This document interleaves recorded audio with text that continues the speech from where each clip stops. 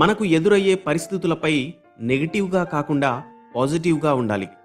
ఎప్పుడూ నవ్వుతూ ఉంటే కాలం నీకు అనుగుణంగా మారుతుంది. కష్టం సుఖం రెండింటినీ సమానంగా చూడగలిగే దృష్టి కలిగి ఉండాలి. ఎలాగైతే పాజిటివ్ మూడ్తో నిద్రలేస్తే రోజంతా హ్యాపీగా ఉంటామో, జీవితంలో పాజిటివిటీ ఉంటే ఎంతో సాధించగలం. రెండవ సూత్రం సంకల్పం. ఏదైనా సాధించాలనే కోరిక బలంగా ఉండాలి.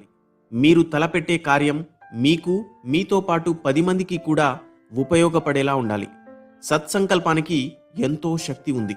అది మనిషిని విజయం సాధించే వరకు నిద్రపోనివ్వదు.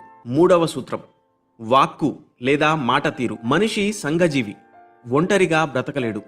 నలుగురితో మాట్లాడేటప్పుడు మీ కమ్యూనికేషన్ స్కిల్స్ ఎంతో ఉపయోగపడతాయి. మీ మాటలు ఎదుటివారిని ఆనందపరచాలి, బాధించకూడదు. మీ మాటలు ఎంత సౌమ్యంగా ప్రసన్నంగా ఉంటే